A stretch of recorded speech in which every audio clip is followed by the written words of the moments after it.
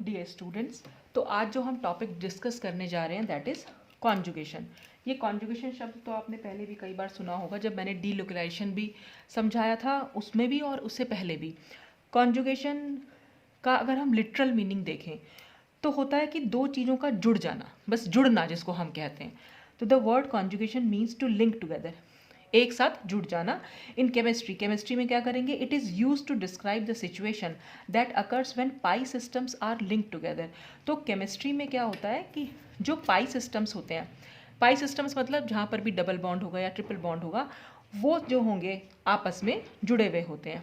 In a conjugated system, every atom is sp2 hybridized with one unhybridized p orbital available to overlap with its neighbors. तो क्या होगा, किसी conjugated system में जो भी atoms वहाँ पर होंगे वो सब के सब sp2 हाइब्रिडाइज्ड होंगे और उन सब के पास एक अनहाइब्रिडाइज्ड p ऑर्बिटल होगा, और वो अनहाइब्रिडाइज्ड p ऑर्बिटल अपने नेबर के साथ यानी अपने पास वाले एटम के साथ, जो भी उसके पास में एटम्स होंगे उनके साथ वो ओवरलैप के लिए अवेलेबल होगा। The uninterrupted chain of p orbital is found in a conjugated system. तो किसी कॉन्जुगेटेड सिस्टम में ये जो p ऑर्बिटल्स होते हैं, हर कार्बन पर एक p ऑर्बिटल्स अगर हम दिखा दें तो एक चेन बन जाएगी। और अनइंटरप्टेड की सबके मतलब बीच में हर कार्बन पर क्योंकि एक एक p ऑर्बिटल है, इसके अलावा और कुछ नहीं है, मतलब कुछ और हमें नहीं दिख रहा है जो अनहाइब्रिडाइज्ड है, तो सिर्फ p ऑर्बिटल की एक चेन हमें कॉन्जुगेटेड सिस्टम में दिखाई देती है। In conjugated molecule alternate double and single bonds are present. तो किसी कॉन्जुगेटेड मॉलिक्यूल में ऑल्टरनेट डबल बॉन्ड या सिंगल बॉन्ड्स हो सकते हैं। वही हमारा कॉन्जुगेशन, अगर हम मतलब कॉन्जुगेशन को सिर्फ देखना है, देखकर कैसे पहचानेंगे, तो वहाँ पर डबल बॉन्ड होगा, फिर सिंगल बॉन्ड होगा, फिर डबल बॉन्ड। यानी कि अगर जैसे कार्बन एटम अगर हम समझ लें, ऑर्गेनिक केमिस्ट्री की बात करें, तो एक कार्बन दूसरे कार्बन से डबल बॉन्ड द्वारा, फिर ये कार्बन इस कार्बन से सिंगल बॉन्ड से, फिर नेक्स्ट कार्बन आ जाएगा डबल बॉन्ड, फिर सिंगल बॉन्ड आ जाएगा, फिर डबल बॉन्ड आ जाएगा। तो ये जो डबल सिंगल ऑल्टरनेट प्रेजेंट है, इन्हीं को एक्चुअली हम कॉन्जुगेशन बोल देते हैं। तो देखकर हम पहचान सकते हैं कि अगर ऑल्टरनेटली डबल बॉन्ड या सिंगल बॉन्ड प्रेजेंट है तो वहाँ पर कॉन्जुगेशन प्रेजेंट है। ठीक है, अच्छा अब क्या है, when two double bonds are separated by just one single bond the two double bonds are said to be conjugated. यानी जैसे ये डबल बॉन्ड है और ये डबल बॉन्ड है, तो डबल और डबल के बीच में क्योंकि एक सिंगल बॉन्ड है, ये दोनों डबल बॉन्ड सिंगल बॉन्ड से सेपरेटेड हैं। ठीक है, तो हम ये कहेंगे कि ये दोनों डबल बॉन्ड एक दूसरे के साथ कॉन्जुगेशन में है। ठीक, ऐसे ही आगे बढ़ जाइए, यहाँ पर फिर सिंगल बॉन्ड है, फिर डबल बॉन्ड, तो हम ये कह सकते हैं जो ये तीन डबल बॉन्ड्स हैं ये सब आपस में कॉन्जुगेशन शो कर रहे हैं। लोन पेयर्स, रेडिकल्स और carbonium ions may be part of conjugated system. तो यहाँ पर जो लोन पेयर्स होंगे या रेडिकल्स होंगे या कार्बोनियम आयंस, वो भी कॉन्जुगेटेड सिस्टम का पार्ट हो सकते हैं, क्योंकि ये जो कार्बोनियम आयन में क्या होगा, पॉजिटिव चार्ज होगा, या लोन पेयर्स हो जाएंगे, या रेडिकल्स क्या होंगे, जो अनपेयर्ड इलेक्ट्रॉन्स होते हैं।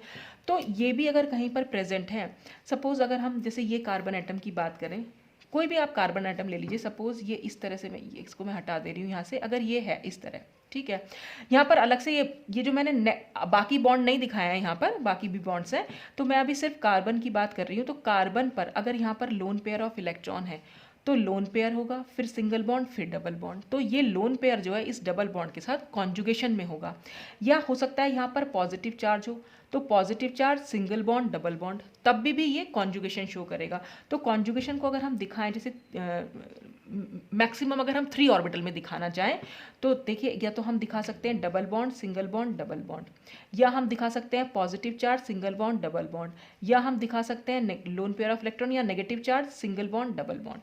तो ये जो सारे एग्जाम्पल्स हैं वो सब कॉन्जुगेशन के एग्जाम्पल्स हैं। तो a conjugated system has a region of overlapping p orbitals.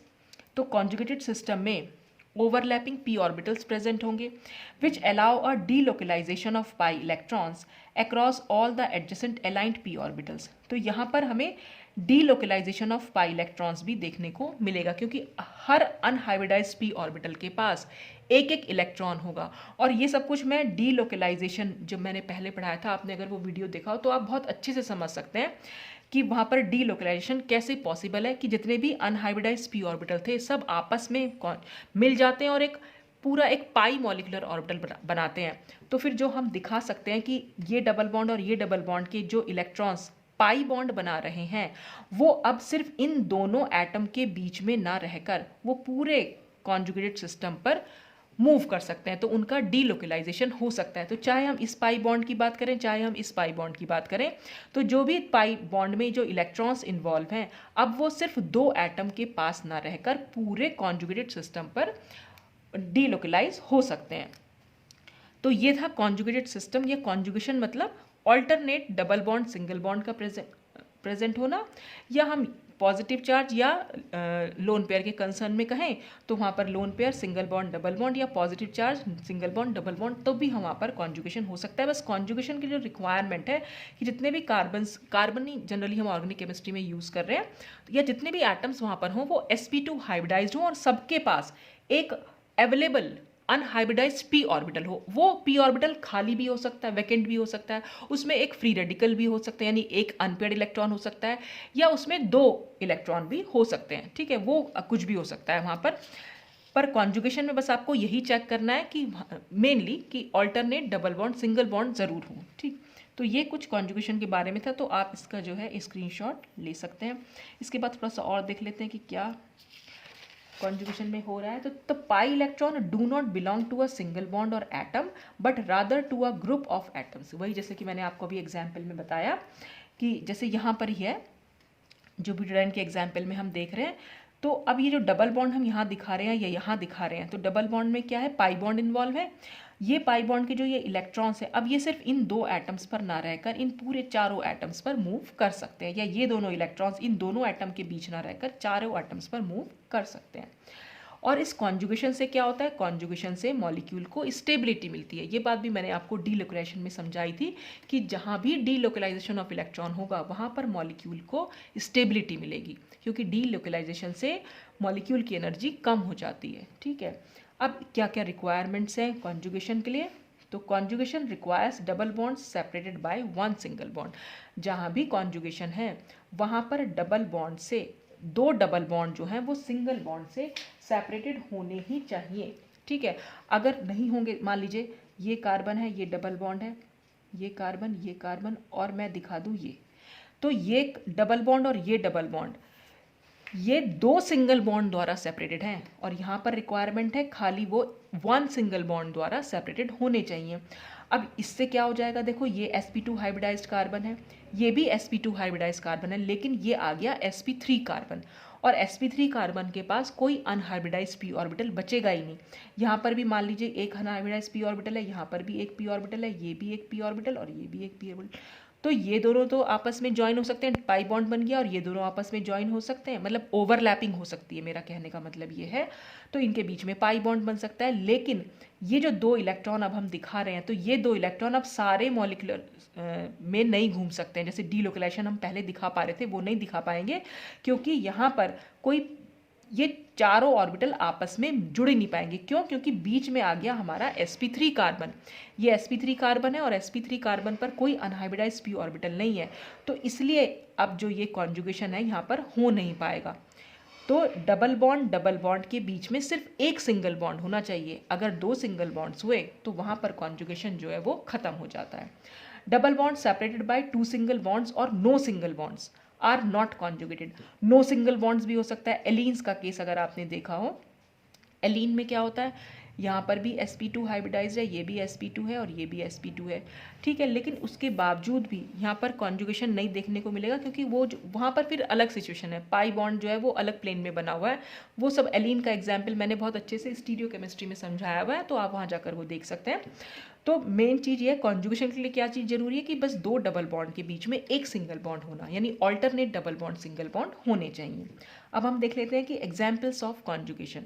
सबसे पहले हम इसमें ले रहे हैं 1,3-ब्यूटाडाइन। तो 1,3-ब्यूटाडाइन बहुत अच्छा एग्जाम्पल है कॉन्जुगेटेड सिस्टम का। यहाँ पर हर कार्बन sp2 हाइब्रिडाइज्ड है और सबके पास एक अनहाइब्रिडाइज्ड p ऑर्बिटल है।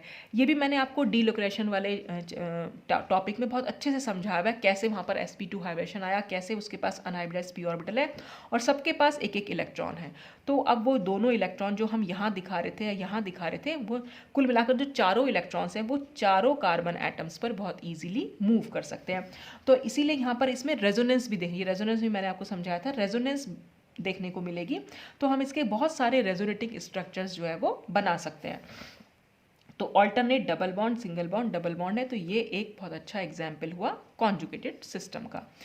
अच्छा, इसमें 1,3-ब्यूटाडाइन के बाद नेक्स्ट एग्जाम्पल अगर हम देखें तो उससे भी अच्छा एग्जाम्पल हमारे पास है बेंजीन का। बेंजीन का हर कार्बन भी sp2 हाइब्रिडाइज्ड है। कार्बन का हाइब्रिडेशन निकालने का तरीका भी मैंने आपको बताया था कि कोई कैलकुलेशन करने की ज़रूरत नहीं, आप सिर्फ ये देखिए, जैसे यहाँ पर एक कार्बन है, इस कार्बन से एक हाइड्रोजन भी अटैच्ड है, तो आपको देखना है कार्बन के अराउंड कितने सिग्मा बॉन्ड्स हैं। ये एक सिग्मा बॉन्ड है, ये दूसरा सिग्मा बॉन्ड है और ये तीसरा सिग्मा बॉन्ड है।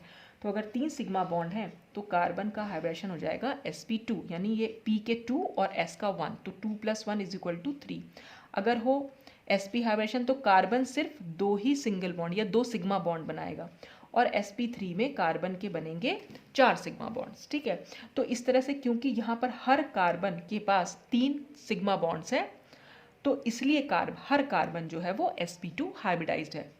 और जो चौथा p ऑर्बिटल है इसका, यानी जो अनहाइब्रिडाइज्ड ऑर्बिटल है, वो हर कार्बन एटम पर खड़ा हुआ है। इस तरह जैसे कि अगर पेपर के प्लेन में हमारे ये 6 कार्बन एटम आ रहे हैं पेपर के प्लेन में, मान लीजिए एक कार्बन यहाँ है, दूसरा यहाँ है, तीसरा यहाँ है, चौथा यहाँ, पांचवा यहाँ, छठा यहाँ, इस तरीके से है, तो हर कार्बन पर एक p ऑर्बिटल कुछ इस तरीके से खड़ा हुआ है कि इसका आधा पार्ट पेपर के प्लेन के ऊपर है और आधा पार्ट पेपर के प्लेन के नीचे, जो कि मैंने यहाँ पर दिखा भी रखा है।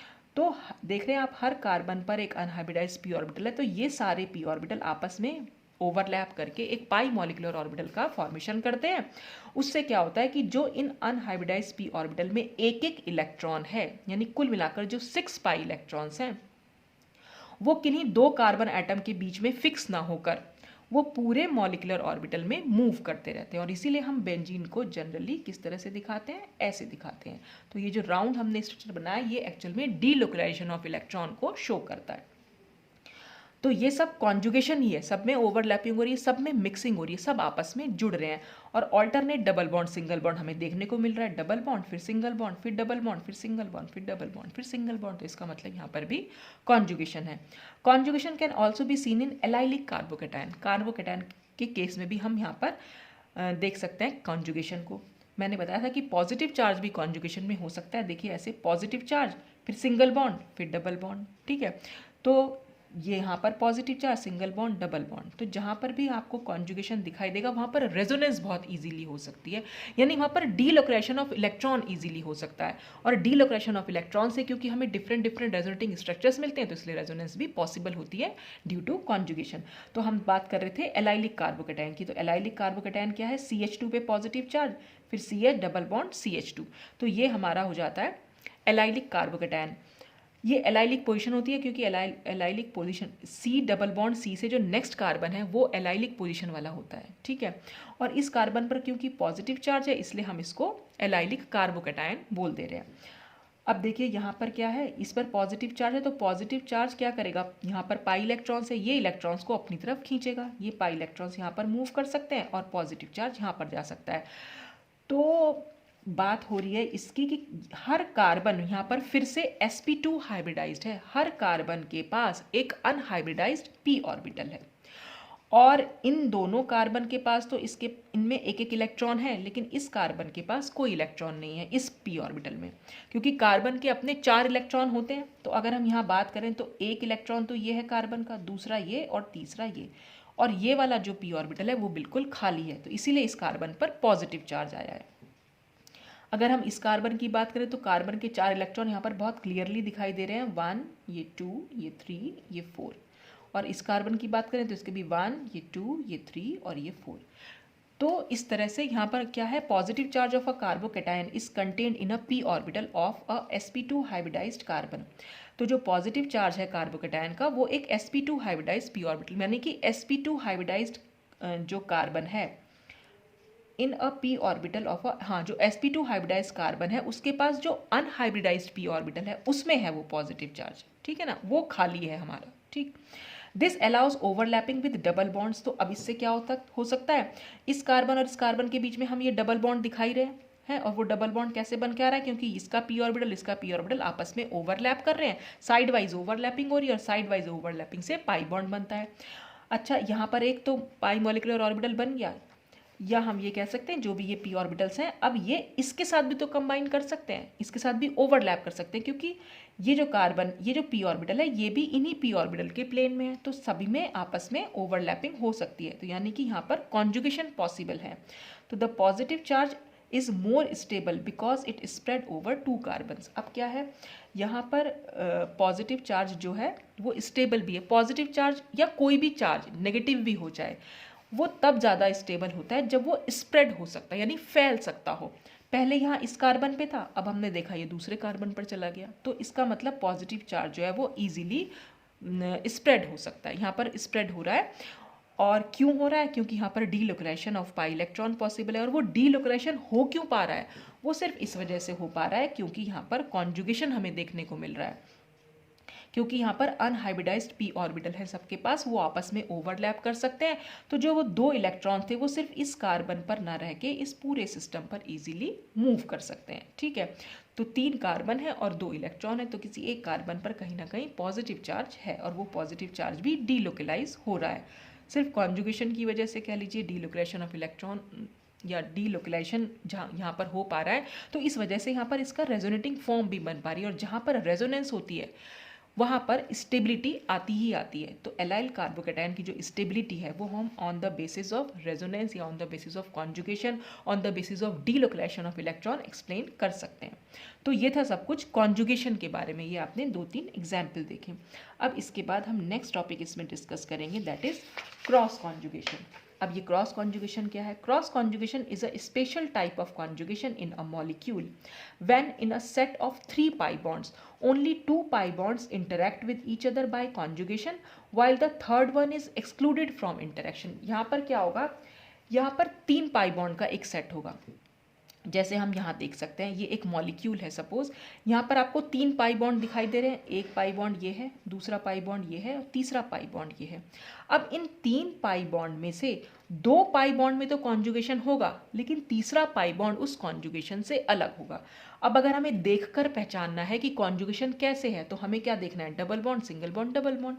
तो देखिए ये कार्बन नंबर 1 है और कार्बन नंबर 2 के बीच में डबल बॉन्ड है, फिर सिंगल बॉन्ड और ये डबल बॉन्ड, तो यानी ये एक कॉन्जुगेटेड सिस्टम बन गया, double bond, single bond, double bond. ठीक है, अब यहाँ देख लीजिए ये डबल बॉन्ड है, ये सिंगल बॉन्ड और ये डबल बॉन्ड, यानी एक कॉन्जुगेटेड सिस्टम ये हो गया।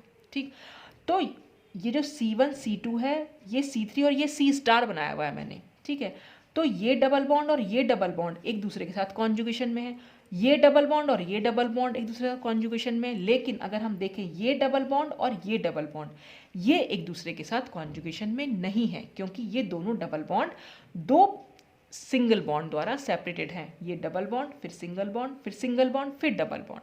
तो हम कह सकते हैं कि कार्बन नंबर 1 और 2 के बीच में जो डबल बॉन्ड है, कार्बन नंबर 4 और 5 के बीच में डबल बॉन्ड है, ये दोनों कॉन्जुगेटेड नहीं है आपस में। ठीक, तो यही बात इसमें लिखी हुई कि 2 पाई बॉन्ड का जो इंटरेक्शन होगा वो तो कॉन्जुगेशन से हो सकता है, लेकिन तीसरा इस इंटरेक्शन से एक्सक्लूडेड यानी बाहर होता है। Whereas a normal conjugated system such as a polyene typically has alternating single and double bonds along consecutive atoms।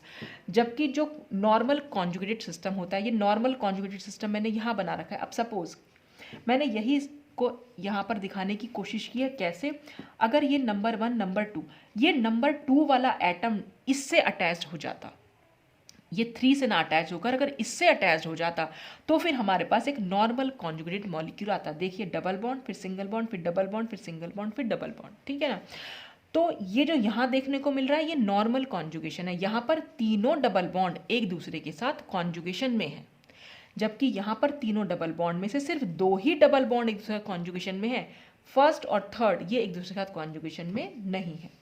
तो जब ऐसी कोई सिचुएशन हो जाएगी तब हम उसे बोलते हैं क्रॉस कॉन्जुगेटेड या क्रॉस कॉन्जुगेशन, या ऐसे मॉलिक्यूल को हम बोलेंगे क्रॉस कॉन्जुगेटेड मॉलिक्यूल।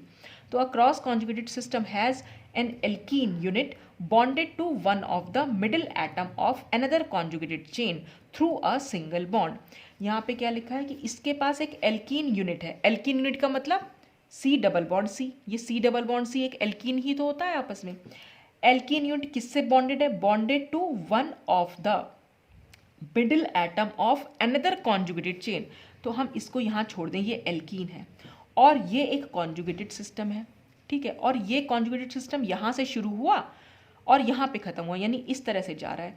तो इनके मिडिल एटम कौन से हो जाएंगे, ये वाला एटम और ये एटम। भाई हमने ये 4 एटम बना दिए, ये कॉर्नर कॉर्नर वाले एटम है और ये दोनों हमारे मिडिल एटम हो गए। तो मिडिल एटम में से जो एक एटम है उसके साथ ये एल्कीन जो है वो अटैच्ड है, ये एल्कीन है, ये कॉन्जुगेटेड सिस्टम है, इस कॉन्जुगेटेड सिस्टम का एक मिडिल एटम हो गया ये, इसके साथ ये एल्कीन जो है वो बॉन्डेड होती है, और कैसे, थ्रू सिंगल बॉन्ड। तो ये हमारा क्रॉस कॉन्जुगेटेड सिस्टम होता है। इसी को थोड़ा सा और अच्छे से हम देख लेते हैं, एक बार इसका स्क्रीनशॉट ले लीजिए।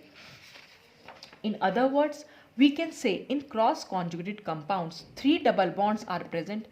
तो हम ये भी कह सकते हैं कि क्रॉस कॉन्जुगेटेड कंपाउंड में 3 डबल बॉन्ड्स जो हैं वो प्रेजेंट होंगे, 2 of which are not conjugated with each other, जिसमें से 2 जो होंगे वो एक दूसरे के साथ कॉन्जुगेशन में नहीं होंगे, although each is conjugated with the third, जबकि उन दोनों जो दोनों एक दूसरे के साथ कॉन्जुगेशन में नहीं है वो दोनों अलग अलग किसी एक दूसरे जो तीसरे नंबर का पाई बॉन्ड होगा उसके साथ कॉन्जुगेशन में होंगे। कैसे, जैसे यहाँ पर देख लीजिए, ये डबल बॉन्ड, अगर इसको मैं नंबर 1 बोलूँ, इसको नंबर 2 बोलूँ और ये 3, तो 1 और 2 ये 2 डबल बॉन्ड ऐसे हैं जो आपस में कॉन्जुगेशन में नहीं है।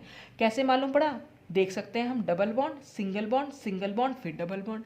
तो डबल बॉन्ड और डबल बॉन्ड के बीच में अगर एक सिंगल बॉन्ड है तभी कॉन्जुगेशन है, अदरवाइज नहीं है। तो 1 और 2 आपस में तो कॉन्जुगेशन में नहीं है, लेकिन ये 1 वाला 3 के साथ और 2 वाला 3 के साथ ये दोनों अलग अलग अपना कॉन्जुगेशन में है। तो यहाँ पर कॉन्जुगेशन है 1 और 3 के बीच में, double bond single bond double bond, और 2 और 3 के बीच में भी कॉन्जुगेशन है, double bond single bond double bond, ठीक है। तो ये यहीं पर ये बताया कि in example 1 and 2 are not conjugated but the third one is conjugated with 1 as well as 2. The cross conjugated triene are known as dendroline. इस तरह की जो conjugated वो होती हैं cross conjugated triene, उसको हम dendroline बोल देते हैं। फिर हम ये दूसरा एग्जाम्पल देख लें। दूसरे एग्जाम्पल में क्या है, यहाँ पर कार्बोनिल ग्रुप 2 बेंजीन रिंग से अटैच्ड है। तो अगर हम ये बात करें, ये कार्बोनिल ग्रुप इस बेंजीन रिंग के साथ कॉन्जुगेशन शो कर रहा है। कैसे, सिर्फ इतना सा ही देख ले, ये भाई अंदर तो कॉन्जुगेशन है ही पहले से, ये डबल बॉन्ड है, ये सिंगल बॉन्ड और ये डबल बॉन्ड। यहाँ भी देख लें, ये डबल बॉन्ड, ये सिंगल बॉन्ड और ये डबल बॉन्ड, ठीक है। तो यहाँ पर ये सी डबल बॉन्ड ओ इन दोनों रिंग के साथ कॉन्जुगेशन में है, लेकिन ये दोनों रिंग्स एक दूसरे के साथ कॉन्जुगेशन में नहीं है। कैसे, ये डबल बॉन्ड फिर सिंगल बॉन्ड फिर सिंगल बॉन्ड फिर डबल बॉन्ड। तो 2 डबल बॉन्ड के बीच में क्योंकि 2 सिंगल बॉन्ड आ गए हैं, तो इसलिए ये दोनों रिंग्स एक दूसरे के साथ कॉन्जुगेशन में नहीं है। नेक्स्ट एग्जाम्पल में अगर हम देखें, ये डबल बॉन्ड इस लोन पेयर के साथ कॉन्जुगेशन में है, double bond single bond lone pair, ठीक है। अच्छा, ये लोन पेयर इस डबल बॉन्ड के साथ कॉन्जुगेशन में है, डबल बॉन्ड सिंगल बॉन्ड फिर डबल बॉन्ड कह रही मैं, loan pair single bond double bond, ठीक है। तो ये कॉन्जुगेशन में यहाँ पर एक दूसरे को शो कर रहे हैं। अच्छा, यहाँ पर क्या, lone pair present on nitrogen and is conjugation to both double bonds, but both double bonds are not in conjugation to each other. लेकिन ये दोनों डबल बॉन्ड एक दूसरे के साथ कॉन्जुगेशन में नहीं है। क्यों नहीं है, क्योंकि डबल बॉन्ड सिंगल बॉन्ड फिर डबल बॉन्ड। तो अब क्योंकि इन दोनों डबल बॉन्ड के बीच में 2 सिंगल बॉन्ड्स हो गए हैं, इसलिए ये दोनों एक दूसरे कॉन्जुगेशन में नहीं है, जबकि ये दोनों डबल बॉन्ड अलग अलग इस लोन पेयर के साथ कॉन्जुगेशन में है। तो इस टाइप के जो फिनोमिनन होती है उसको हम क्रॉस कॉन्जुगेशन बोल देते हैं। तो ये आज जो बताया मैंने कॉन्जुगेशन और क्रॉस कॉन्जुगेशन के बारे में, आज के लिए तो बस इतना ही। नेक्स्ट वीडियो में फिर हम हाइपर कॉन्जुगेशन को डिस्कस करेंगे। तो आज के लिए बस इतना ही। Thanks for watching.